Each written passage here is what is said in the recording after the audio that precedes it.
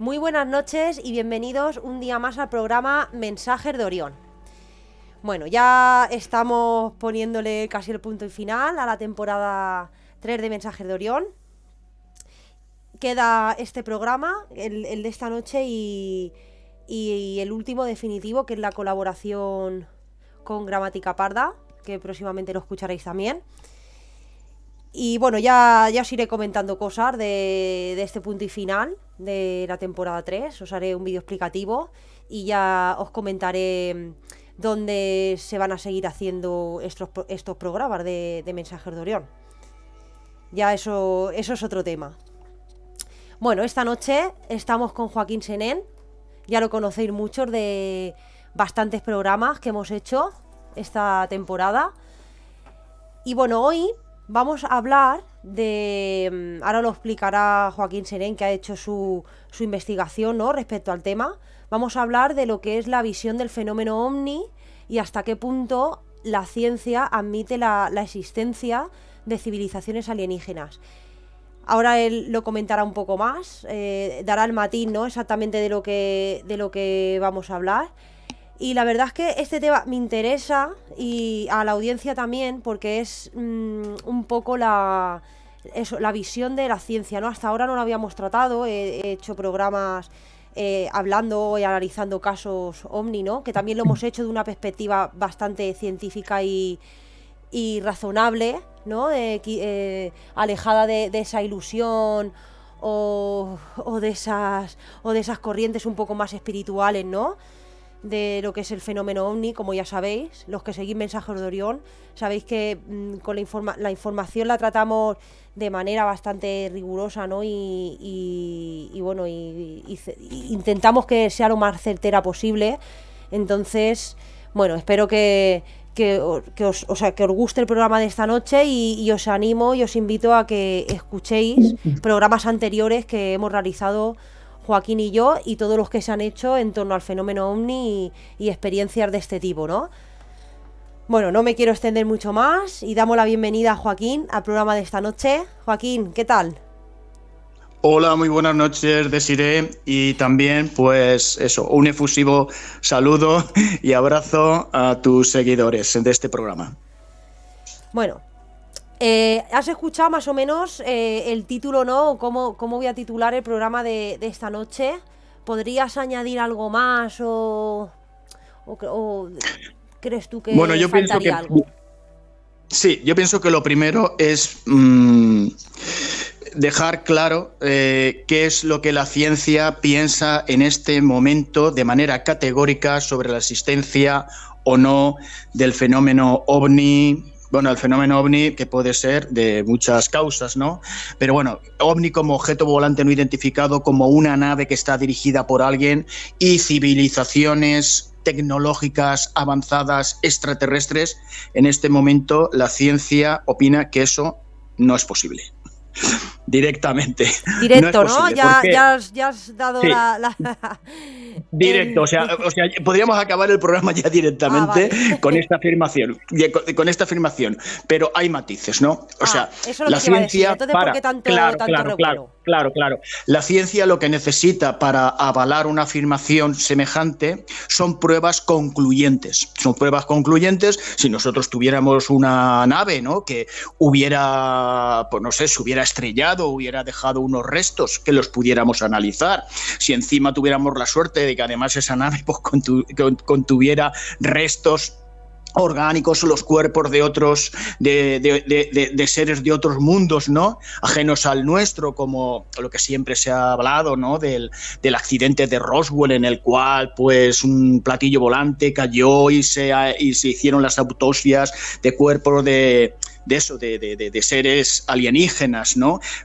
Sería concluyente. Ahí la ciencia pues no habría nada más que decir, ¿no? Pero como no tenemos nada de eso, como no tenemos pruebas tangibles, y en este momento pues tampoco tenemos pruebas, por ejemplo, del espacio exterior, que estemos recibiendo mensajes, otro tipo de cosas que nos dejen sin lugar a dudas la evidencia de que eso es así, la ciencia pues se muestra contraria. Pero como ya digo, es con matices y es de lo que vamos a hablar. Y curiosamente, la ciencia se va abriendo a estos temas cada vez más y cada vez está dedicando más presupuesto a averiguar efectivamente si es que existe el fenómeno OVNI, que ahora se llama los FANI.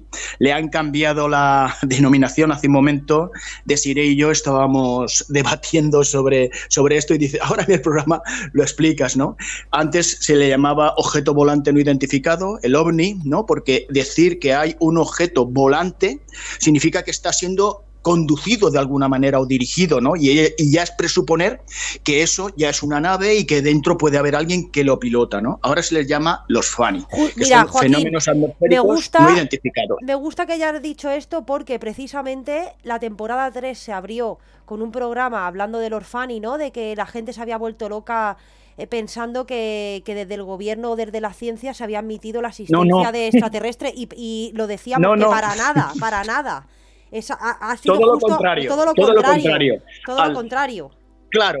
Al llamarlos FANI, a llamarlo como fenómenos atmosféricos no identificados, estamos ya quitándole el capítulo que antes concedíamos como objeto volante, que de alguna manera estábamos ya aceptando de entrada como que algo que aparecía en el cielo estaba siendo conducido por alguien o por algo, ¿no? Y eso ya lo condicionaba de manera a que había una inteligencia detrás, ¿no? Cuando algo está siendo conducido y cambia de trayectorias y demás, pues puede haber algo inteligente detrás, ¿no? Sin embargo, un fenómeno atmosférico no identificado, aquí ya lo estamos prácticamente reduciéndolo a un fenómeno natural, ¿no? Pueden ser globos sonda, pueden ser drones, pueden ser fenómenos luminosos, magnéticos, mil cosas que suceden en la atmósfera, pero ya nada que ver con el fenómeno OVNI. Lo que pasa que sí, que dentro de los FANI también se va a estudiar, pero que consideran que puede ser una porción muy pequeña, puede ser el que exista la posibilidad de que existan estos, estos objetos de origen artificial y quizá extraterrestre, ¿no? Pero en última instancia, en principio lo que aceptan es que la mayoría tengan explicación y tengan una explicación en un origen más o menos natural o antropogénico, ¿no? Que sean cosas que han sido construidas por el hombre, ¿no? Esa es la diferencia. Sí, la verdad es que me ha llamado la atención, ¿no? Porque justo voy a abrir la temporada y la voy a cerrar prácticamente con este tema y es así, es cierto. Se habló mucho de los archivos desclasificados, mira, sí que admite, y no, la verdad es que es justo lo contrario, ¿no? Lo tienen como última opción y sí, pero no lo descartan. Y lo que sí que es cierto es que la ciencia cada vez se abre más a la posibilidad de que esto exista. Si quieres, sabes que te di unos apuntes y podemos empezar un poquito históricamente cómo la ciencia se ha ido planteando esta cuestión. Sí, pues te iba a preguntar sobre todas esas publicaciones que has ido haciendo sobre este tema, ¿no? Que fueras empezando a decirnos cosas. Sí, yo lo primero que empezaría un poco es por lo que es la ecuación de Drake. La ecuación de Drake, a los que os gusta este tipo de cuestiones, ¿no? Sabréis que hubo un especialista, un astrónomo, radioastrónomo, en 1961, expuso una ecuación matemática en la cual entraban 8 variables por las cuales se trataba de dilucidar si en el universo y sobre todo en la galaxia en la que vivimos, la Vía Láctea, podrían haber civilizaciones tecnológicas avanzadas como la nuestra. El problema era que esas variables que tenían que introducirse en la ecuación, muchas de ellas eran desconocidas, ¿no? No sabíamos la cantidad de estrellas con planetas además en una distancia apropiada que permitieran el desarrollo de la vida. O sea, había ciertas cosas que no podíamos saber y se tenía que especular. De manera que esa ecuación desde 1961 ha sufrido una evolución hasta ahora y bueno, y da valores de todo tipo, desde que somos los únicos hasta que debe haber millones de civilizaciones extraterrestres, ¿no? No tienen término medio. En aquella época, sí, dime. Digo, no tienen término medio entonces. Bueno, sí hay un término medio, ¿no? En aquella época, Frank Drake ya calculó que aproximadamente solo en la Vía Láctea, conviviendo actualmente con nosotros, podría haber 10 civilizaciones avanzadas, ¿no? Tecnológicamente similar a la nuestra. Entonces, se han venido evolucionando esa ecuación porque cada vez se ha tenido más conocimiento de lo que es el espacio profundo y telestelar, y entonces se ha ido cada vez afinando más, ¿no? Hace poco leí un artículo, y además fue para mí un jarro de agua fría, de unos científicos británicos que habían descubierto que unos extraños pulsos que se reciben del espacio profundo de radiación ultravioleta y gamma se producen cuando dos estrellas de neutrones colapsan, se juntan y colapsan. Bueno, esto se suele producir casi siempre en el centro más o menos próximos al centro galáctico. El centro galáctico, nuestra galaxia Vía Láctea, para que la gente se haga una idea, tiene unos 100.000 años luz, más o menos de punta a punta, y nosotros podremos estar a unos 40.000 años luz, 30, 40.000 años luz del centro galáctico, ¿no? Entonces, cuando dos estrellas de neutrones colapsan, desprenden tal cantidad de energía que son capaces de poder destruir las atmósferas y sobre todo la capa de ozono, ¿no? Lo que protege a los planetas de la radiación ultravioleta que destruiría la vida. Al principio de las primeras galaxias que se formaron después del Big Bang, eran estrellas muy masivas, la actividad era muchísimo mayor y estos fenómenos se daban con menor frecuencia. Ahora se dan con una frecuencia de aproximadamente unos 200 millones de años. Calculan que se necesita como mínimo 100 millones de años para que se desarrolle una civilización tecnológica. Entonces, como antiguamente no podía darse esta circunstancia porque la explosión de esas estrellas de neutrones era muy frecuente y destruirían las capas protectoras atmosféricas de los planetas donde hubiera vida, acabarían constantemente con la vida. Entonces, solamente muy tardíamente, más o menos en la época actual, es cuando podrían darse civilizaciones tecnológicas. De manera que digamos que calculando las variables de la ecuación de Drake, ellos llegaron a la conclusión de que probablemente podíamos ser los únicos, la única civilización tecnológica de la Vía Láctea, y quizá de todo el universo daban también un porcentaje bastante bajo de que hubieran otras civilizaciones tecnológicas que no nos iba a afectar porque la distancia es tan brutal. Por ejemplo, la galaxia más próxima que nosotros tenemos a la Vía Láctea sería la nebulosa de Orión, y está a 4 millones de años luz. Entonces, todo lo que no sea dentro de nuestra galaxia nos queda ya tan sumamente lejos que es prácticamente descartable, ¿no? Esta ha sido, digamos, la visión más pesimista que he visto de la ecuación de Drake, ¿no? Pero bueno, hay otros científicos que dan cálculos mucho más positivos y que consideran que civilizaciones tecnológicas hay dentro de nuestra vía, ¿no? Sí, solamente dentro de la Vía Láctea. Puede haber decenas, centenas, e incluso desde muchos miles y millones de años hayan habido muchísimas civilizaciones tecnológicas avanzadas, ¿vale? Entonces, esto de momento, pues la ecuación de Drake sigue siendo una especulación matemática, pero que cada vez va afinando más, ¿eh? Y eso es, de momento, lo que tenemos para calcular el número de civilizaciones extraterrestres tecnológicamente avanzadas que pudiera haber, que como ves es un poco decepcionante porque los mismos científicos no se ponen de acuerdo a la hora de evaluar los resultados. Lo que sí que pasa es que antes de efectuar esta ecuación de Drake, ya se hablaba, ¿no? Ya se hablaba en los años 30, 40, 50. Por ejemplo, un científico llamado Fermi creó lo que posteriormente se llamó la paradoja de Enrico Fermi, la paradoja de Fermi, que dice, bueno, vale, si realmente hay en nuestra galaxia hay 100.000 millones de soles, la mayoría con planetas, y hay 100.000 millones de galaxias. Entonces, muchos de esos planetas pueden haber tenido evoluciones muy parecidas a la nuestra. Tiene que haber extraterrestres por todas partes. Entonces, si hay extraterrestres avanzados y tecnologías avanzadas por todas partes, ¿dónde narices está todo el mundo? Porque no vemos a nadie, o sea, no tenemos pruebas concluyentes de que los extraterrestres nos estén visitando, más allá de lo que son las observaciones de la gente y muchas fotografías que muchas veces, pues además son borrosas, no están nada claras. Claro. Entonces, no tenemos evidencias claras de decir, oye, que aquí tenemos en el laboratorio algo que hemos analizado y tal. Entonces, claro, Enrico Fermi, la paradoja de Fermi decía, si tantas civilizaciones extraterrestres hay, ¿dónde está todo el mundo? Porque yo no lo veo por ninguna parte, ¿no?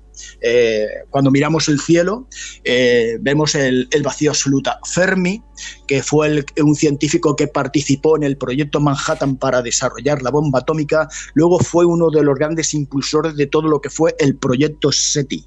El proyecto SETI era crear todo un conjunto de antenas de radiotelescopios orientados al espacio profundo para tratar de detectar señales de radio de origen extraterrestre. Y prácticamente desde el principio de los 70 ha estado funcionando, y solamente una señal en el año, creo que fue en 1981, al que se llamó la señal WOW, sí que esta es la única que recibieron y no pudieron hacerle luego un seguimiento, que la única que pudieron decir que probablemente era de origen artificial y que posiblemente viniera de una civilización extraterrestre. Es la única evidencia que la ciencia hasta ahora tiene, y también con ciertas dudas, porque tampoco han podido decodificarla y saber exactamente lo que dice. Sí, ¿me oyes? Sí, te digo perfectamente. Yo, bueno, si quieres estaba apuntando algunas cosas para preguntarte, pero no quería que perdieras el hilo tampoco de eso. Yo te iba a decir que si, claro, porque lo que están diciendo es en base a lo que nuestros sentidos o a lo que nosotros experimentamos, ¿no?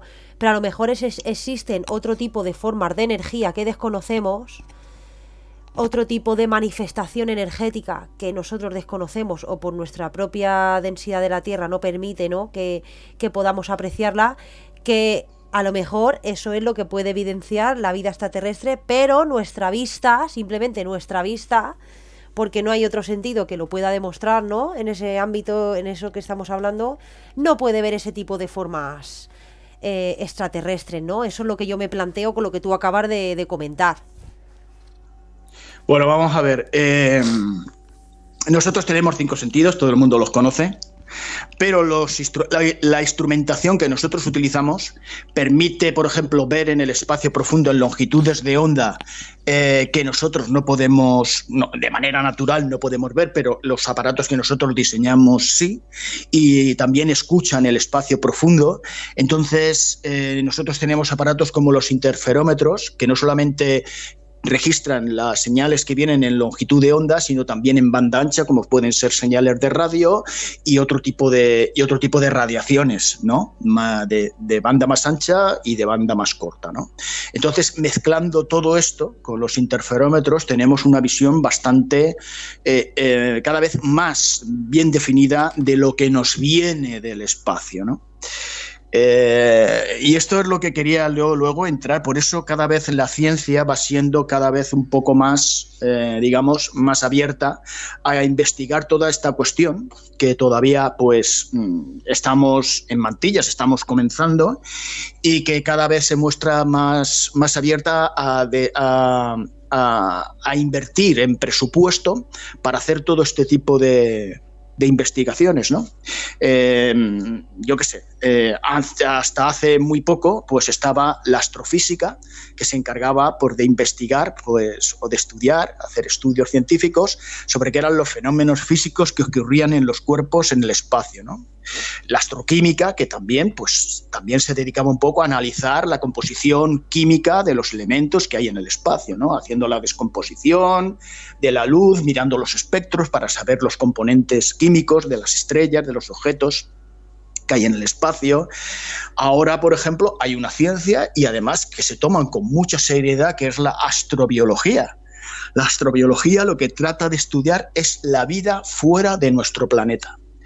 La vida de nuestro planeta, fuera de nuestro planeta todavía no está confirmada, pero los científicos, por ejemplo, se dieron cuenta, ya desde hace décadas, de que hay seres en este mundo muy extraños. Muy extraños. Nosotros tenemos asociado a que la vida en la Tierra siempre tiene que depender de dos tipos de seres, ¿no? Los que son capaces de descomponer, de hacer la fotosíntesis y descomponer el CO2 para, a partir del CO2, ¿no?, fabricar cadenas de carbono para construir sus tejidos, que son los vegetales. Con la fotosíntesis hacen luego los nutrientes de los que nos alimentamos todo el resto de organismos, ¿no? Unos viven del sol, de la energía que reciben del sol haciendo la fotosíntesis, y el resto de los demás animales que nos alimentamos de esos vegetales o entre nosotros mismos, ¿no?, devorándonos unos a otros, ¿no? Entonces, sí, total. Lo que sí que se ha descubierto, por ejemplo, en la Tierra, son los extremófilos, ¿no? Los seres que son capaces de saltarse esa regla, ¿no? Que son capaces de vivir en las dorsales oceánicas, por ejemplo, con unas presiones imposibles, de miles de atmósferas de presión, en total oscuridad, que no reciben luz solar, a temperaturas de 400 grados, que son casi capaces de fundir el plomo, en unas fumarolas, además de unas sustancias absolutamente tóxicas. Y no solamente es que se da la vida, sino que se da la vida en una profusión fuera de lo normal. O sea, más vida que en cualquier otra parte de la superficie terrestre o en el mar, ¿no? Y ahí en las dorsales oceánicas, en prácticamente en las dorsales donde está fluyendo la lava y donde están fluyendo sustancias tóxicas, y a temperaturas infernales, ¿no? Estos son extremófilos, o sea, animales que se saltan la norma, ¿no? Por ejemplo, cuando se hicieron las minas en Sudáfrica para extraer el oro, lograron profundizar a 4.000 metros de profundidad. La temperatura va aumentando en un gradiente continuo que se da contra mayor profundidad, aumenta la temperatura, ¿eh? Y las rocas están a una tremenda presión. Pues a 4 kilómetros de profundidad encontraron bacterias que se estaban alimentando de las rocas. O sea, no recibían luz solar y se estaban alimentando simplemente de la degradación de las rocas, ¿no? Tenemos animales, por ejemplo, como son los tardígrados. Los tardígrados son capaces, si los sacas al espacio exterior, son capaces de sobrevivir a la radiación ultravioleta, al vacío absoluto, a la deshidratación, a la congelación, a todo. Quedarse en vida latente, y después, si los llevas a cualquier sitio y las condiciones son mínimas para la vida, mínimas, volver otra vez a la actividad. No solamente pasa con los tardígrados, también pasa con líquenes y otro tipo de esporas, ¿no? Entonces, con esto también surgió la idea de lo que fue la panspermia, ¿no? Estamos hablando de la astrobiología, ¿no? La idea de la panspermia es que la vida puede saltarse la frontera del vacío absoluto e ir de un cuerpo planetario o de un sistema solar a otro, incluso de una galaxia a otra, transmitiéndose la vida de unos sitios a otros, ¿no? Los astrobiólogos ahora están muy interesados en todas las misiones que se están mandando, por ejemplo, a Marte, a las lunas, por ejemplo, de Júpiter o de Saturno, ¿no? Hay grandes lunas en Júpiter y Saturno que tienen atmósferas o que tienen costras de hielo, y debajo de esas costras de hielo hay océanos congelados. Hace poco escuché una noticia, por ejemplo, en Urano. Urano es uno de los grandes gaseosos, es el planeta que va justamente, está la Tierra, para que lo entendáis por orden, está la Tierra, Marte, Júpiter, Urano, o sea, Saturno y Urano, ¿no? Pues Urano tiene 4 grandes lunas cubiertas de un casquete de hielo, y ahora se ha descubierto que debajo de esos casquetes de hielo hay océanos de agua líquida, y que probablemente se creen condiciones para la vida. O sea, el núcleo interno de esas lunas genera calor, tiene actividad geotérmica y genera calor para mantener esos océanos profundos de agua, y es posible que haya vida. O sea, la vida probablemente sea algo que se haya extendido por todas partes. Estamos hablando de vida muy básica, ¿no? De vida de bacterias, de microbios, y probablemente esté muy extendido, ¿no?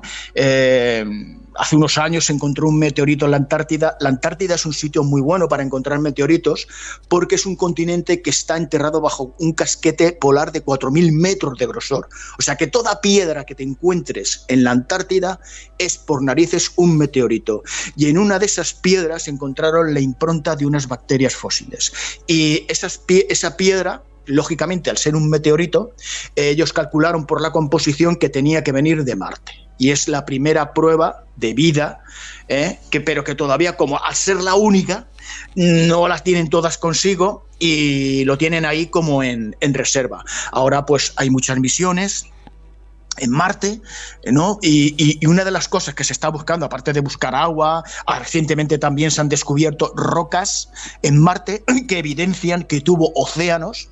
Y entonces, una de las cosas que se busca insistentemente es el encontrar fósiles, aunque sea de bacterias, en Marte, ¿no? O sea, hoy se sabe sin lugar a dudas que Marte tuvo océanos, que tuvo una atmósfera mucho más densa que la que tiene en la actualidad, que tuvo un clima más benigno y que probablemente existió la vida. Pero ya te digo que están buscando con insistencia esas pruebas, esas evidencias fósiles de que ha existido la vida en Marte. Esto es muy importante. ¿Y qué pasa con nuestra luna, Joaquín? Con nuestra luna. Bueno, en la luna también están descubriendo masas cada vez más importantes de agua. Lo que pasa que la luna lo tiene complicado, ¿no? Porque la luna está muy expuesta a la radiación y tal, porque no tiene una cobertura atmosférica, a unas diferencias de temperatura muy importantes, pero quizá cuando se hagan perforaciones en la Luna en gran profundidad, porque según las teorías parece ser que la Luna se formó a consecuencia de un planetoide cuando la Tierra era joven, la prototierra, ¿no? Un planetoide del tamaño de Mercurio, chocó contra la Tierra, las escorias que salieron de la explosión, del impacto de estos dos cuerpos planetarios, esas escorias quedaron en órbita alrededor de la Tierra y al final se agregaron para formar la Luna. Pero ¿quién te dice que si la Tierra ya estaba lo suficientemente avanzada, quizá en algunos de esos fragmentos pues hubiera bacterias, hubiera microbios, hubiera cosas, y quizá debajo de la superficie de la Luna pues puedan encontrar en el futuro también bacterias que tienen vida, ¿no? De todas maneras, en el sistema solar, si se encuentra vida, yo mucho me temo que no será vida avanzada, será vida más o menos a nivel muy primario, ¿no? Bacterias o como mucho protozoos como son los tardígrados y demás, ¿no? Por ejemplo, Venus es un planeta exactamente igual que la Tierra. El problema es que la evolución ha ido muy distinta, ¿no? Quizá al principio Venus tuvo unas condiciones más benignas, más propicias para la vida, pero después se ha producido un efecto invernadero brutal y en Venus hay ahora unas temperaturas de 400 y pico grados, casi capaces de fundir el plomo. La atmósfera es súper pesada, muchísimo, no sé si son 60 o 100 y pico veces el peso de la atmósfera terrestre, y cuando llueve allí lo que llueve es ácido. Sin embargo, en la atmósfera superior de Venus se han encontrado unos gases que se llaman fosfinas. Pues bien, esos gases duran muy poco tiempo porque son degradados por la radiación ultravioleta del Sol. El fenómeno curioso es que estos gases llamados fosfinas los suelen producir los organismos biológicos, la vida. Entonces, algo está produciendo fosfinas. La radiación las está degradando, pero constantemente se están renovando esas fosfinas. Si hay algo vivo en Venus, imagínate qué clase de animal extremófilo tiene que ser para soportar las condiciones infernales que hay en Venus. La superficie de Venus no la podemos ver. Hubieron unas misiones por parte de los soviéticos que se llamaron las misiones Venera, y una de ellas llegó a la superficie y tomó fotografías de la superficie de Venus, y aquello era un paisaje completamente desolado. Pero lo maravilloso, lo realmente sorprendente es que esos gases, esas fosfinas, existen en Venus y son un indicador de que no es que haya habido vida, sino que hay vida y que está produciendo ese tipo de gases, ¿no? Y esto es algo verdaderamente sorprendente. Ya te digo que esto es dentro del sistema solar y es y es hablando de las formas más básicas de vida.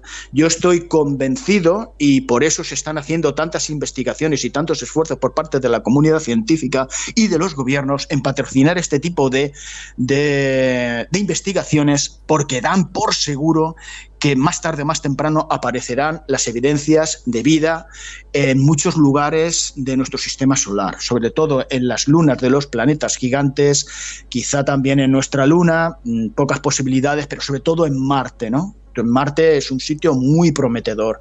Y esto, el que en principio, aunque no sean civilizaciones extraterrestres, el que podamos aceptar que hay vida biológica y que es muy frecuente en cualquier lugar del sistema solar, nos lleva a pensar indefectiblemente que en otras estrellas de nuestra galaxia, en otros sistemas planetarios de nuestra galaxia, la vida también sea frecuente, ¿no? Uh-huh. Yo estaba pensando, claro, porque estamos hablando de... Sí, tú estás hablando de formas más sutiles o más primarias de energía, ¿no? Pero... Estoy empezando un poco por el cimiento. Estoy hablando de las formas más simples de vida. ¿Tú crees que todo lo que... Joaquín, ¿tú crees, antes de seguir, ¿tú crees que todo lo que descubren o todo lo que publica la ciencia es toda la información completa? ¿No piensas que pueden guardarse cosas para ellos? Y que vamos a ver. A lo mejor eso supondría un escándalo social. Vamos a ver, Desi. Hay cosas que desde luego pueden ser descubrimientos tan trascendentes, tan importantes, que pueden ser materia, digamos, reservada, ¿no? Asunto de Estado. O sea, yo hago un descubrimiento sobre algo que puede tener unas repercusiones, digamos, incluso estratégicas o económicas y tal, y me lo puedo reservar, ¿no? Lo que pasa que la comunidad científica no está tan contaminada como están los políticos, y entonces generalmente un científico, cuando hace un descubrimiento, rápidamente trata de publicarlo en las revistas especializadas y darlo a conocer a la comunidad científica, más que nada también para que ese descubrimiento pueda ser ratificado y estudiado por sus colegas, ¿no? Porque todos quieren aprovecharse el tanto. Para un científico puede resultar muy doloroso hacer un descubrimiento, ya sea un biólogo, puede ser un astrónomo, puede ser... Es muy doloroso descubrir algo y que le obliguen a mantenerlo en secreto.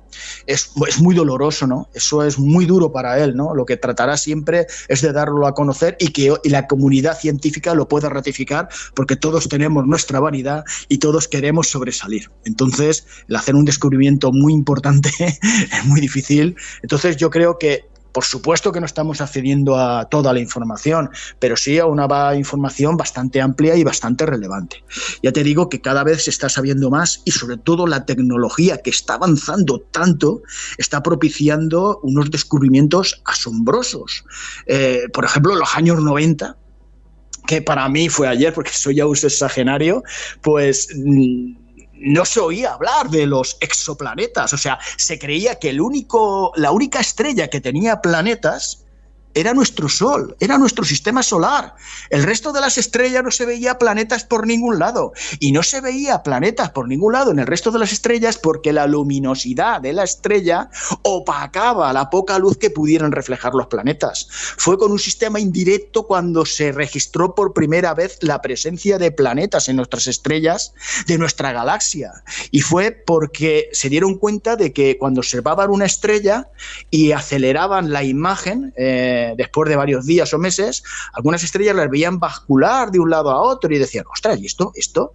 ¿Por qué bascula de un lado a otro la estrella? Y eso es debido a la fuerza de la atracción de la gravedad que ejercía otro planeta supergigante que estaba rodando alrededor de la estrella, estaba girando, estaba haciendo su viaje de rotación alrededor de la estrella y esto provocaba un ligero balanceo. Esto les hizo deducir rápidamente que eso lo estaba provocando un planeta muy masivo. También se dieron cuenta que cuando una estrella, por ejemplo, periódicamente bajaba su luminosidad y después la recuperaba, era también porque la superficie de un planeta estaba pasando por delante. Pero esto es en los años 90. Pero es que ahora resulta que los sistemas que tenemos, como ya te he dicho, los interferómetros, el caso, por ejemplo, del gran telescopio que se ha puesto ahora en órbita, el James Webb, o sea, la resolución y la capacidad de la tecnología para detectar los planetas, los exoplanetas, que son planetas que no pertenecen a nuestro sistema solar, sino que pertenecen a nuestras estrellas, llega incluso al caso, por ejemplo, en los años 90 se descubrió un exoplaneta y fue, vamos, un bombazo. Pero es que ahora se han descubierto más de 5.000. Llevamos más de 5.000 descubiertos que la comunidad científica ha publicado, ¿no? Pero no solamente es que seamos capaces de detectarlos indirectamente, ya se ha podido fotografiar directamente algún planeta. Se tiene la imagen de ese planeta aislado al lado de la estrella, ¿eh? Y además no solamente eso, sino que se ha podido analizar el espectro de la luz que emiten esas estrellas y analizar su atmósfera, ¿eh? Tenemos planetas, por ejemplo, que sabemos que tienen vulcanismo, sabemos que tienen océanos, sabemos que tienen la atmósfera y la composición de la atmósfera, y es más, algunas de las composiciones de esas atmósferas son gases que solamente podría haber producido la vida biológica. Ahora lo que se trata de descubrir es si en las atmósferas pueden aparecer indicios de gases que solamente pueden producirse, puede producir la industria, ¿no? La actividad tecnológica. Eso sería un cañonazo, porque aunque en ese planeta no hubiera vida en este momento, hubiera vida avanzada, la hubo sin duda, porque tenían que haber recreado una industria para que generara esos gases que son imposibles de producir de manera natural.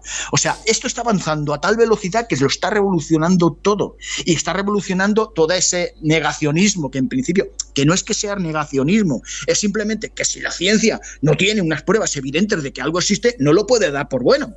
¿Entiendes? Pero es que cada vez la investigación y los medios técnicos facilitan que esa información que antes no podíamos tener se esté facilitando, se tengan nuevos datos, y esto abra un horizonte nuevo y la posibilidad a poder creer que efectivamente civilizaciones extraterrestres existen, ¿no? Y probablemente más de lo que podamos imaginar. Uh-huh. Y ¿qué te iba a preguntar? Antes, al principio del programa, has hablado del tema de los mensajes, ¿no? De las ondas Sí. de radio y todo esto, porque eso Sí. también se dio muchísimo bombo, ¿no? Del tema de un código, de los códigos binarios, de todas las señales que venían, ¿no? Que eso sí que se afirmó. Bueno, de momento, en los años 80 surgió esta señal, la señal WOW. Fue muy breve, tan breve, y que prácticamente no da posibilidad a decir categóricamente que es de origen artificial, ni mucho menos poder decodificarla, ¿vale? El proyecto SETI recibe del espacio profundo tal cantidad de información que a veces tienen que recurrir a voluntarios, a matemáticos, a astrónomos aficionados, para facilitarle parte de los datos para que comiencen a buscar, tratando de encontrar una señal de origen extraterrestre. Pero este es un trabajo brutal, monumental, porque hay que manejar una cantidad de datos tan vasta que es que nos llevaría siglos poder registrar todas las señales que nos vienen del espacio. También te digo que el 80 al 90% son interferencias creadas por los mismos aparatos que tenemos en órbita o simplemente las estaciones de radio que tenemos aquí. Lo que pasa es que ahora contamos con una herramienta muy novedosa y muy potente, que está siendo la inteligencia artificial. La inteligencia artificial puede procesar una cantidad de datos en cuestión de segundos o minutos que a nosotros nos llevarían siglos. Por ejemplo, hace poco le facilitaron a una de estas inteligencias artificiales, le facilitaron información recogida con los radiotelescopios o interferómetros, y entonces esta inteligencia artificial se puso a procesar. Y eran datos que ya habían registrado voluntarios particulares, astrónomos particulares, y se les pasó por alto, porque yo lo comprendo, que es tal la cantidad de material y se les pasó por alto. Pues esta inteligencia artificial detectó 8 posibles señales de origen extraterrestre y además emitidos por una civilización tecnológicamente avanzada. Ahora, después de que esa inteligencia artificial haya detectado qué señales son y el origen, el punto exacto del espacio donde proceden, se va a hacer un seguimiento. Se va a hacer un seguimiento para ver si se pueden detectar más emisiones de ese mismo lugar y luego se hará un intento de decodificar eso. O sea, es que esto va a ser, no te puedes imaginar, Desiree, lo que las cosas están avanzando, pero tan rápidamente, y esta herramienta lo que nos va a suponer, ¿no? Lo que va a suponer. Los aparatos ahora tienen tal fineza, por decirlo de alguna manera, o tal percepción tan exacta, tan exhaustiva, que antes no teníamos, que ahora podemos detectar objetos muy pequeños de procedencia extrasolar. O sea, objetos que vienen a unas velocidades increíbles y que vienen de otros sistemas solares. Hace poco se oía una noticia de que había entrado en nuestro sistema solar lo que creían que podría ser una nave nodriza de una civilización extraterrestre, ¿no? Y se habló después también del no me sale la palabra en hawaiano, Oumuamua, se dice, Oumuamua. Sí, además llevaba una velocidad brutal, iba a 100.000 kilómetros por hora. Y tenía una forma rarísima, porque tenía una forma que medía aproximadamente, no sé si era unos 100 o 200 metros, forma muy alargada, giraba, unas aceleraciones, un comportamiento que no era normal para un objeto natural, ¿no? Y pasó, solamente pudimos verlo prácticamente muy borroso, con mucha dificultad, porque pasó a una relativa distancia entre la Tierra y el Sol, y el caso es que ha despertado tal interés que se ha organizado una misión para darle caza, para salir detrás de él con un satélite artificial y poderlo analizar con mayor detenimiento, ¿no? En el año 2014, por ejemplo, penetró en la atmósfera de la Tierra un objeto que venía a 200.000 kilómetros por hora. O sea, es una brutalidad. Penetró en la atmósfera, en parte se fue desintegrando y parte no. Chocó en el Océano Pacífico y sabían por la velocidad, porque claro, a esas velocidades no lo puede retener, o sea, la gravedad solar no lo puede retener en órbita, ¿no? No lo puede retener en órbita. Por la trayectoria que llevaba y la velocidad, sabían que era un cuerpo extrasolar, que era, por el comportamiento que tuvo en la atmósfera, que era metálico, y el comportamiento también de frenada y demás que tuvo antes de penetrar en el océano, prevén que pudiera ser algo muy extraño, incluso se aventuraban a que pudiera ser una sonda, una nave de origen extraterrestre. Ahora se va a fletar una expedición para ir al Océano Pacífico, en la zona que cayó, y con unos imanes muy potentes tratar de extraer del fondo los restos, ¿no? Restos que algunos serán del tamaño de gotitas, como el dedo, fragmentos muy pequeñitos, ¿me entiendes? Sí. Pero analizando esos fragmentos sí que se puede ver la aleación, y si es una aleación que no es natural, se sabrá que es de origen artificial, y de manera indirecta se sabrá sin ninguna duda que eso formaba parte de un ingenio extraterrestre. Era una máquina o una nave o una sonda, como lo quieras llamar, ¿eh? Y en eso están, ¿no? ¿Es la primera vez que vienen objetos interestelares y que se detectan y demás? No, esto ha estado ocurriendo pero muchísimo. Lo único que pasa es que hasta ahora, hace muy pocos años, en menos de una década, no hemos tenido los instrumentos para poder detectar eso. Ahora es cuando tenemos la capacidad para poder investigar esas cosas y saber lo que nos viene de ahí fuera, ¿eh?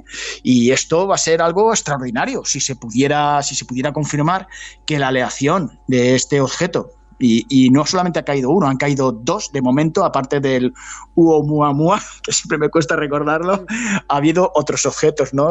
Dos confirmados, aparte del Oumuamua, pero este en concreto sí, se sabe, y nada, y se va a ir a la caza para ver si efectivamente se trata de un objeto de una civilización, un objeto perdido de una civilización que a lo mejor ya no existe, ¿no? A lo mejor ya ha desaparecido, pero ten en cuenta que las civilizaciones tecnológicamente avanzadas, extraterrestres, pasarían por un proceso evolutivo similar al nuestro y también mandarían al espacio naves espaciales, satélites, todo tipo de este tipo de tecnologías que dejarían residuos, ¿no?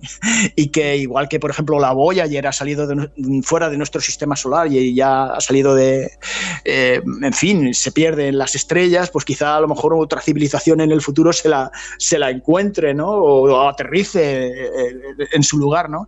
Entonces, estos objetos que muchas veces vemos que pasan cerca de la Tierra pueden ser restos de civilizaciones extraterrestres que a lo mejor ya no existen, ¿no? Pero que sí que son restos de su tecnología, de esas naves o incluso basura espacial de esas civilizaciones ya desaparecidas. Ahora, si quieres, luego hablaremos de cómo evoluciona una civilización extraterrestre y si sigue los mismos patrones nuestros, que probablemente sí, ¿no? Entonces, vale. Pues esto es muy interesante si realmente podemos empezar a dar caza a objetos extraterrestres. Mira, ahora, por ejemplo, la semana que viene, el viernes que viene, sin ir más lejos, el 26, pues viene un objeto en dirección, espero que no de impacto contra nosotros, porque tiene el tamaño de la Torre Eiffel. Es tan grande como el Monte de Bolón, tiene 300 metros. Y esperemos, si no se equivocan en los cálculos, que pasará cerca de la Tierra.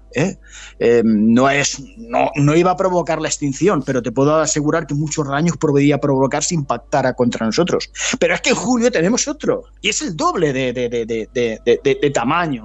Estamos hablando ya de 700 metros, no 300, 700 metros, y que ese sí que haría una pupa enorme, ¿no?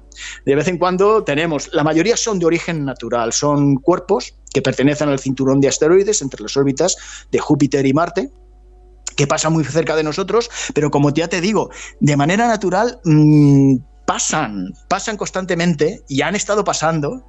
De vez en cuando tenemos algún impacto, pero ya te digo, es que los instrumentos ahora son tan finos que pueden detectar estos objetos que pueden ser de metros de longitud, simplemente de metros. Antes necesitábamos que fueran de kilómetros para poderlos detectar, ¿no?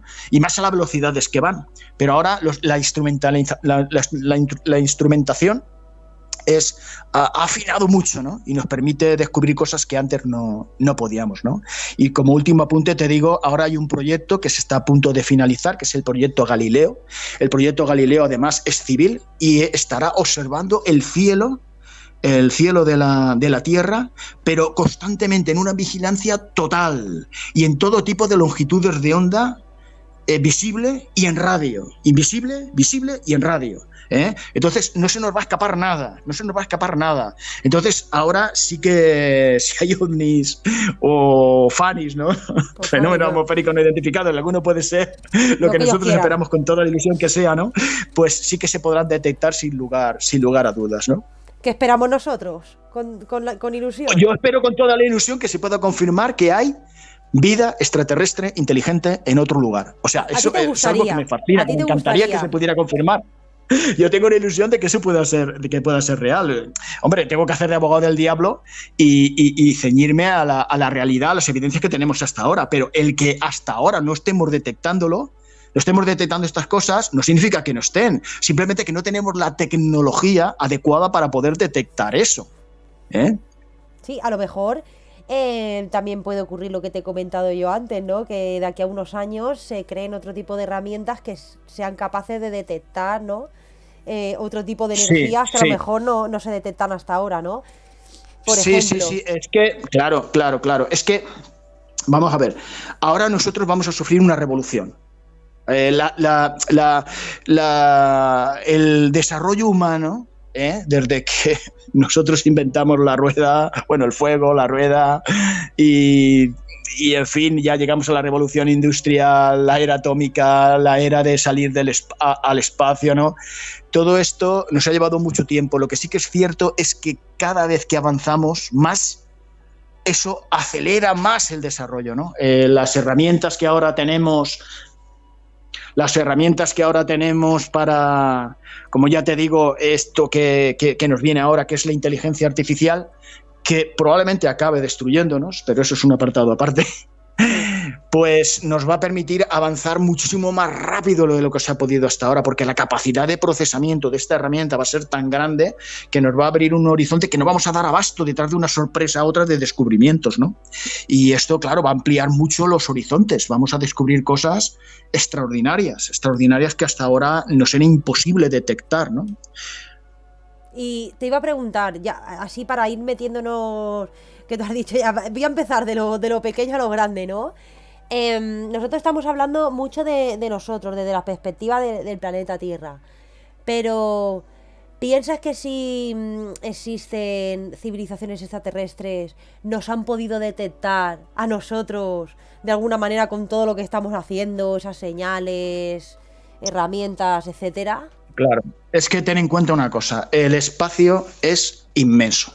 Nosotros llevamos prácticamente enviando señales de radio como mucho un siglo, ¿vale? Desde los años 20 aproximadamente, cuando surgió la radio. Entonces, eso significa las señales, que además el universo, por suerte, es bastante transparente a las señales de radio, han llevado viajando a través del espacio exterior unos 100 años. La estrella más cercana que tenemos es Alfa Centauro, que está a 4 años luz. ¿Eso qué significa? Que habremos alcanzado como mucho 50, 60, 70 sistemas planetarios. Estoy dando un dato muy optimista, ¿eh? Muy optimista. O sea, quiere decirse que imagínate que una estrella está dentro de nuestra galaxia, siempre hablando de la Vía Láctea, ¿no? Que es una galaxia relativamente pequeña, espiral, de tipo espiral, y una galaxia, por ejemplo, está pues a 20.000 años luz. 20.000 años luz, nosotros enviamos un mensaje de radio ahora, nuestras ondas de radio están saliendo fuera de la atmósfera y viajando en el espacio profundo, y 20.000 años, ¿vale? Llega la señal dentro de 20.000 años y para cuando... Hola, y cuando nos quieran contestar, hola, otros 20.000 años, en 40.000 años para mantener una conversación. Entonces, la dificultad a lo que estoy hablando siempre del nivel tecnológico que tenemos nosotros, ¿vale? Entonces, el mantener una conversación con una civilización extraterrestre simplemente dentro de nuestra galaxia es muy complicado. Que nos hayan detectado, complicado. ¿Por qué? Porque la luz tarda en llegar, ¿no? Incluso para poder ver los gases de nuestra atmósfera, ¿no? Que estamos creando gases como el freón y otros gases que solamente pueden crearse de manera artificial, ¿no? Y que podrían detectarse en nuestra atmósfera. Una civilización avanzada hace un análisis espectral de nuestra atmósfera y podría ver que hay gases, aparte de ondas de radio, podría ver que hay gases de la era industrial, ¿no? Y podría decir, ostras, pues ahí hay alguien como nosotros, hay alguien avanzado. Pero es que estas señales solamente han avanzado la imagen, porque la imagen que proyecta la Tierra va igual que las ondas de radio, a la velocidad de la luz, solamente han avanzado 100 años y han alcanzado muy pocos sistemas planetarios, muy pocos. Por ejemplo, de las 100.000... los 100.000 millones de estrellas que prácticamente puede tener la galaxia. Entonces, claro, que nos hayan detectado es muy complicado, ¿vale? Ahora bien, nosotros estamos hablando desde el punto de vista de nuestra tecnología, pero la tecnología que pueden estar utilizando en otros lugares puede ser completamente distinta.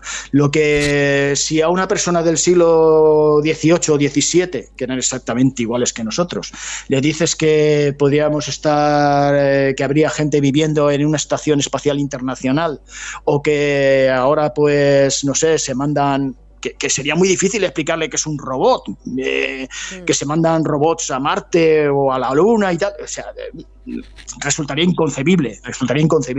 Entonces, nosotros ahora estamos contemplando el espacio un poco, porque también hay que entender un poco lo que es el espacio. O sea, yo he dedicado tiempo de mi vida, por ejemplo, pues a comprender todas las repercusiones de lo que desarrolló Albert Einstein, ¿no? En su teoría de la relatividad general, ¿no? Y me pasa un poco como la gente que ve claramente que la Tierra es llana y alguien viene a explicarles que la Tierra es redonda, ¿no? Pues a mí me pasaba un poco con la relatividad general y la mayoría de la gente somos terraplanistas cuando se trata de hablar del espacio. Nos cuesta mucho entender lo que es el espacio. El espacio es algo mucho más complejo de lo que parece. El tiempo se puede alargar, se puede contraer, el espacio también es como un chicle, se deforma. Entonces resulta que este hombre tuvo la habilidad de ver el espacio tal y como era y además de demostrarlo matemáticamente con sus fórmulas, ¿vale? Y esto ha sido una revolución, pero pocas personas son capaces de ver realmente cómo es el espacio, ¿no? Y las posibilidades que da, ¿no? Todo esto que se habla a veces ¿no? Que se habla con frecuencia en las películas de ciencia ficción que nos dicen fantasías, cuidado, fantasías de momento. Julio Verne también parecía que planteaba unas fantasías cuando hablaba en el siglo XIX del viaje a la Luna, ¿vale? Y mira ahora dónde estamos. Entonces sí que es posible que haya civilizaciones que se permitan viajar de un punto a otro del espacio, incluso entre galaxias, de una manera muy rápida, muy rápida. Y es posible que nos estén observando y controlando. ¿Con qué intenciones? Pues no lo sé, pero es muy posible que esa circunstancia se pueda dar. Desde el punto de vista de la tecnología que nosotros manejamos ahora, imposible, porque el espacio es que es enorme. O sea, simplemente plantearnos ahora la posibilidad de ir a Alpha Centauri, que es la estrella más cercana, que está a 4 años luz, por el amor de Dios. Es que tardaríamos generaciones en llegar a ese sistema solar. ¿Me comprendes? O sea, el espacio ahora nos viene demasiado grande, pero es con la tecnología que manejamos. Por ejemplo, gracias a la relatividad de Einstein, luego los físicos teóricos han desarrollado pues teorías, por ejemplo, como los agujeros de gusano. Los agujeros de gusano son, digamos, como roturas en el espacio, en el tejido espacio-tiempo, que permiten precisamente eso, permiten poder ir de un punto a otro del espacio, y muy rápidamente, ¿no? Es como si fuera un atajo. Como si fuera un atajo, ¿no? Por decirlo de alguna manera. En principio todos estos postulados eran teorías, pero no hace mucho se ha podido reproducir en laboratorio lo que sería un agujero de gusano a escala microscópica.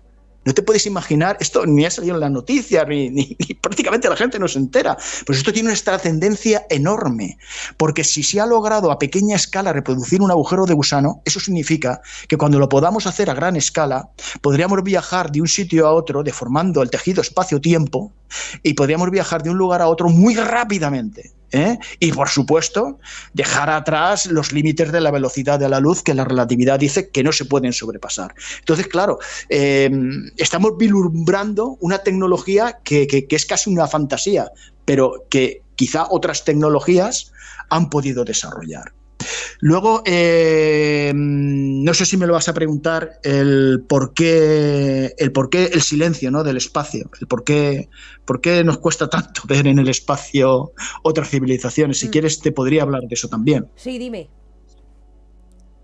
Bueno, la curiosidad de que efectivamente cuando miramos el espacio, que se supone que debería de estar lleno de ondas de radio artificiales, pero yo te digo que son tantas, son tal cantidad que es como buscar una aguja en un pajar. También eso se estudió por parte de los científicos porque les sorprendió mucho y llegaron a una conclusión muy inquietante. La conclusión inquietante a la que llegaron fue una teoría que se llamó la teoría del colapso energético.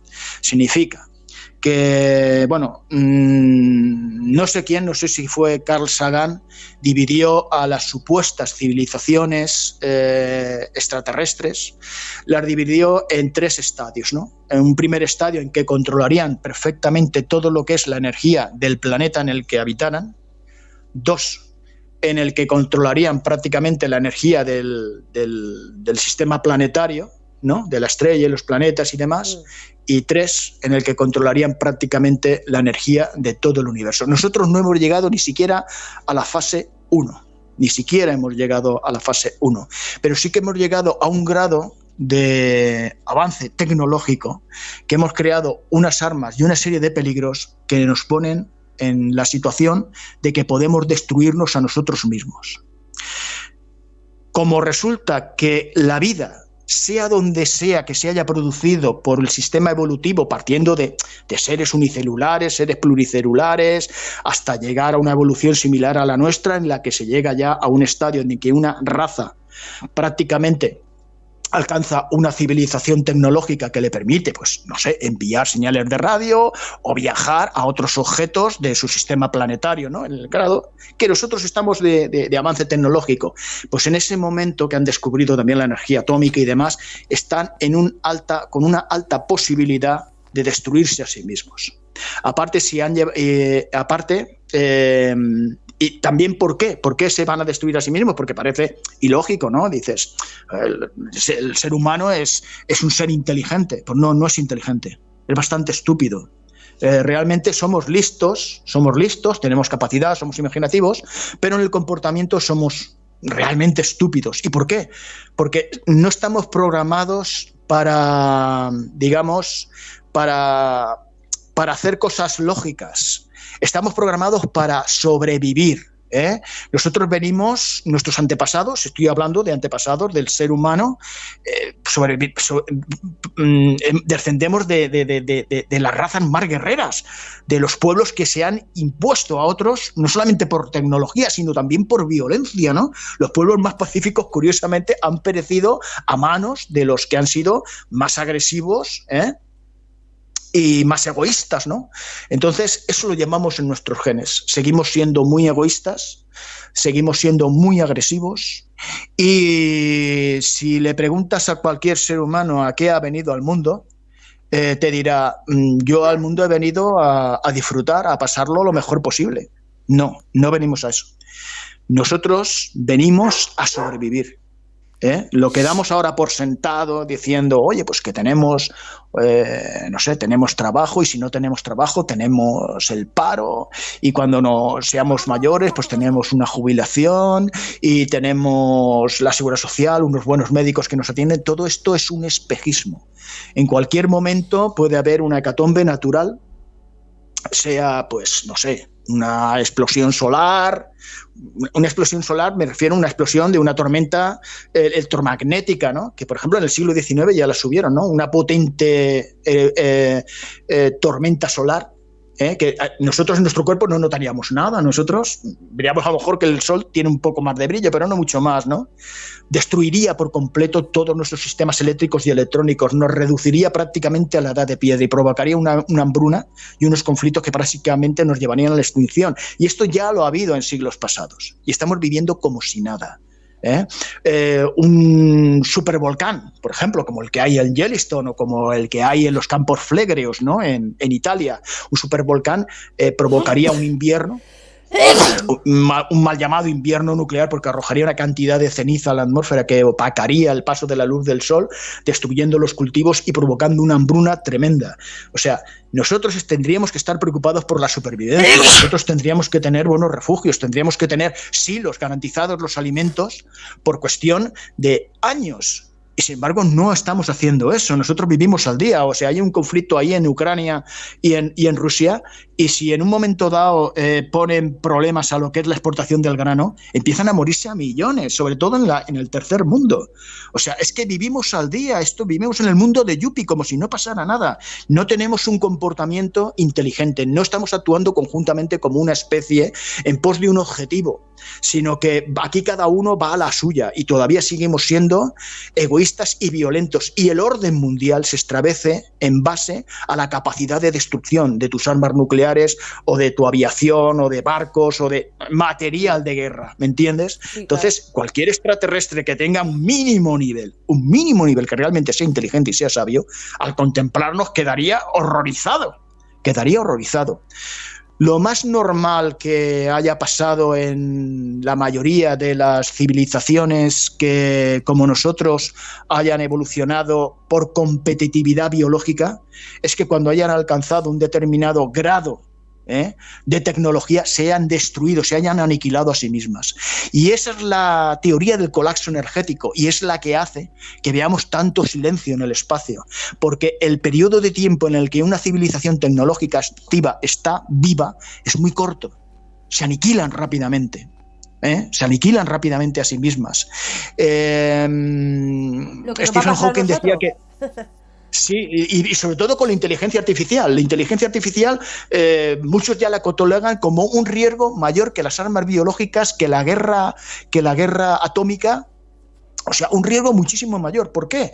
Porque las inteligencias artificiales, a pesar de que ahora todavía manejan, no creo que son 20 millones de sinapsis, nosotros manejamos, creo que son 600 billones de sinapsis, un cerebro humano, pero la diferencia es que ellas pueden operar muchísimo más rápido y además acceden a todo el conocimiento, mientras que nosotros solamente tenemos una fracción del conocimiento y operamos muy lentamente, ¿no?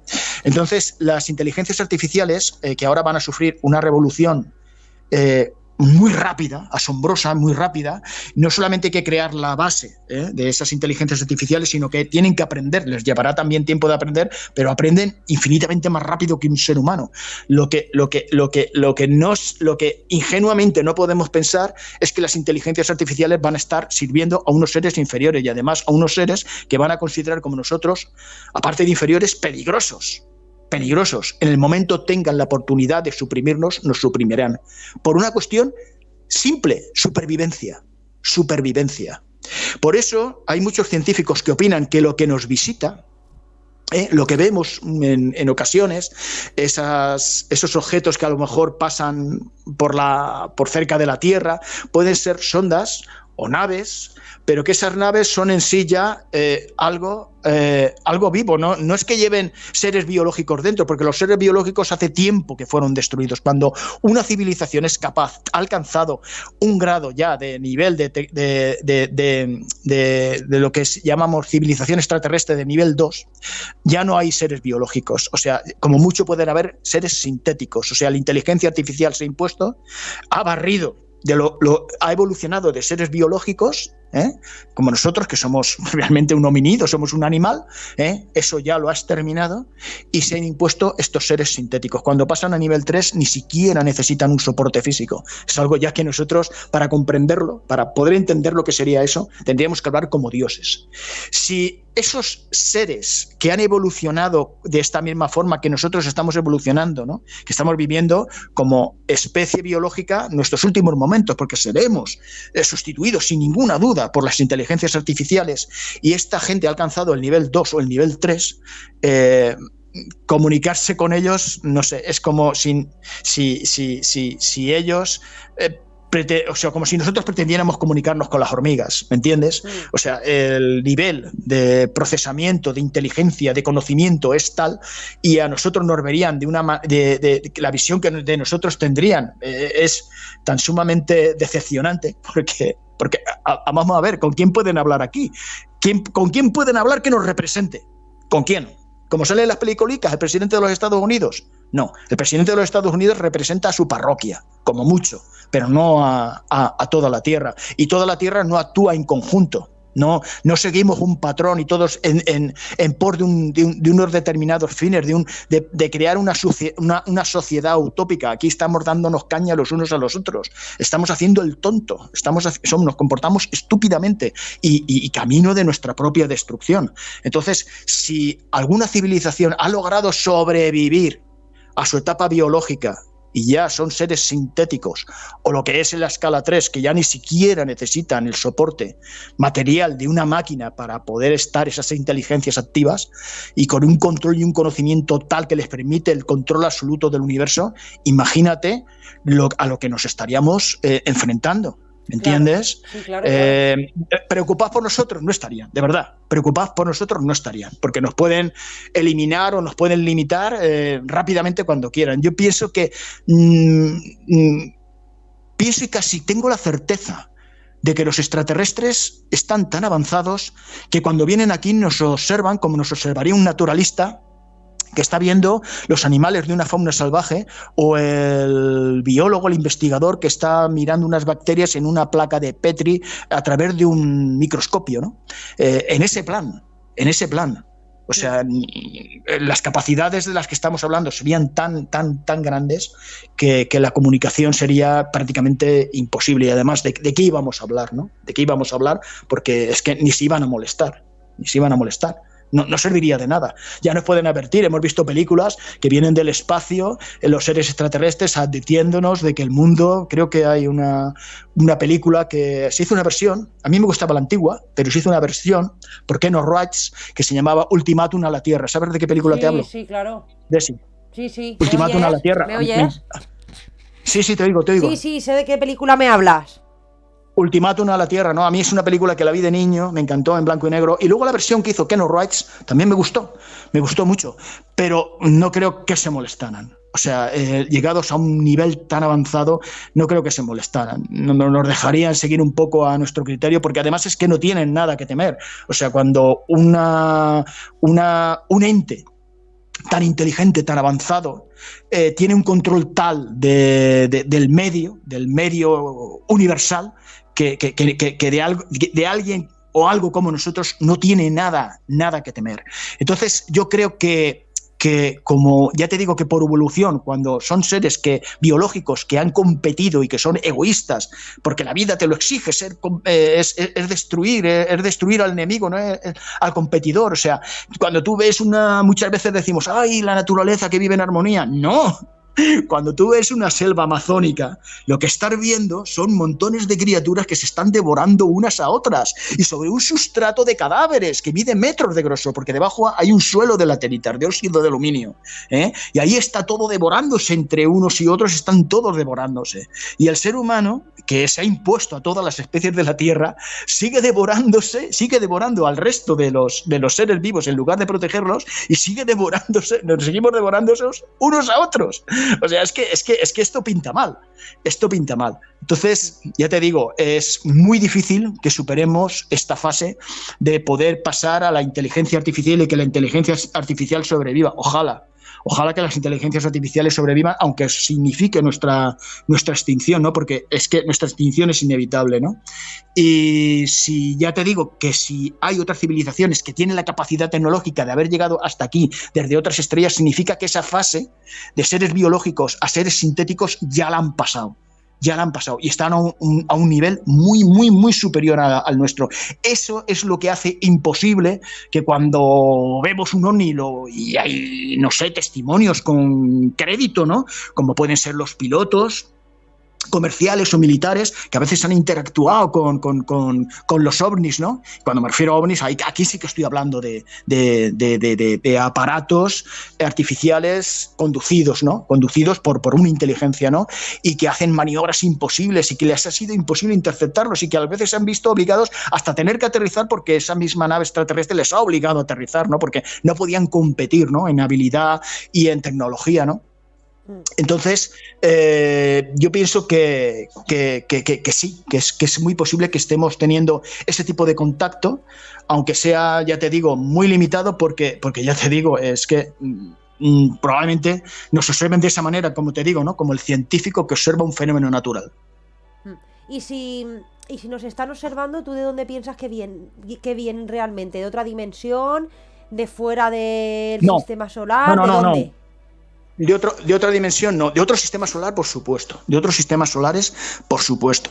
Pero de otra dimensión, no creo. Lo que no tengo todavía claro es a qué nivel pueden estar, ¿no? Si están a nivel, que te digo, 2, que son simplemente inteligencias artificiales con un soporte artificial, o están ya en el grado 3. Si estuvieran en el grado 3 es que ni siquiera los veríamos. Entonces pueden venir de nuestra galaxia o de otra, porque si pueden, por ejemplo, controlar este sistema que yo te digo de desdoblamiento, de comprimir, dilatar el tejido espacio-tiempo, tienen la posibilidad de venir de cualquier parte del universo, pueden venir y estar explorando y ser mucho más abundantes de lo que parece. El sistema de comunicación no tiene por qué ser el primitivo de utilizar ondas de radio. El sistema de comunicación puede ser algo como el entrelazamiento cuántico. El entrelazamiento cuántico permite que una partícula haga exactamente lo mismo con otra partícula hermana que está en la otra parte del universo, ¿no? Podrían estar utilizando tecnologías que ahora solamente imaginamos como ciencia ficción y que los físicos teóricos postulan ¿vale? Pero que todavía tratan de demostrar en los laboratorios y demás, pero que esta gente esté manejando plenamente, ¿no? Esté manejando plenamente.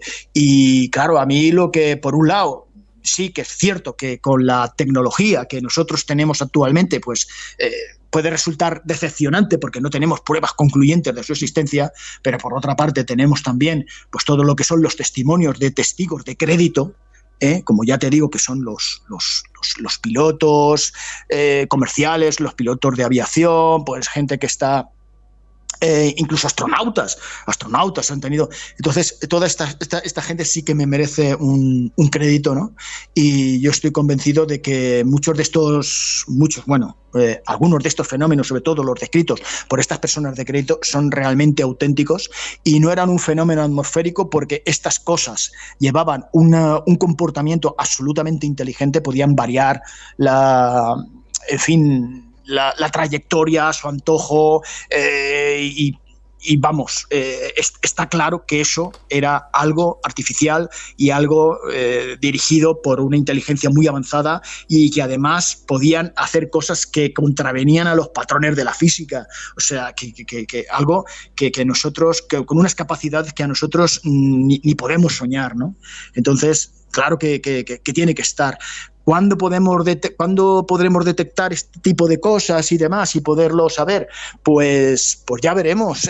Como ya te digo, toda la instrumentalización, todo lo que es la tecnología, está avanzando a una velocidad tremenda. Si logramos sobrevivir, tú eres muy joven, tienes 30 años, eres una chica muy joven, yo ya soy un sexagenario, me gustaría vivir más para poder ver todos los adelantos y los adelantos todos o los los misterios, atrasos, ¿no? los adelantos o los atrasos. Bueno, me refiero al adelanto tecnológico, ¿no? El adelanto tecnológico. Mira, curiosamente leí también un estudio y decía que las personas cada vez eran más inteligentes, que era un fenómeno muy curioso. Yo me quedo asombrado, ¿no? Porque veo a los jovencitos y digo, tía, ¿cómo que son más inteligentes que yo? Si yo voy a una fiesta y todo el mundo se está metiendo rayazos de cocaína y yo no me los meto, resulta que el tonto soy yo. O sea, que no sé. Pero bueno, sí, curiosamente... la gente que estudia estos fenómenos, los sociólogos y demás, y neurólogos y demás, se están dando cuenta, y psiquiatras se están dando cuenta de que cada vez la gente es más inteligente, más cívica, aunque pueda parecer lo contrario, sí que lo es, y esto a veces pues me enciende una pequeña chispa de esperanza. De hecho, aunque pueda parecer lo contrario, deciré, cada vez hay menos conflictos y guerras en el mundo, cada vez hay menos. Bueno, vamos a dejarlo ahí, porque esto sería un tema aparte. Sí, es un tema aparte. Vamos a dejarlo ahí. Bueno, sí. La verdad es que se ha quedado un tema súper completo. Has tocado todos los aspectos que me comentaste. La verdad Hombre, es que todos no, pero bueno. Bueno, sí, pero bueno, a nivel... algunos. Bueno, sí. Algunos. No, claro, es que si fuera por ti, indagarías más en cada uno de los aspectos, porque te conozco. Entonces... Sí. No, pero está muy, muy bien. La verdad es que está muy completo. Muy completo. Bueno, Joaquín, agradecerte la participación esta noche en Mensajes de Orión. Y bueno, despedirte de esta temporada 3. Nos vemos en la próxima temporada. Y nos vemos... Ahora mismo no va a poder ser, pero bueno, nos vemos próximamente también en la montaña. Muy bien, un fuerte abrazo a todos tus oyentes y a ti, por supuesto, venga. Y que la perrita que tienes herida, que se ponga bien muy pronto. Gracias, adiós, buenas noches. Un abrazo, hasta luego.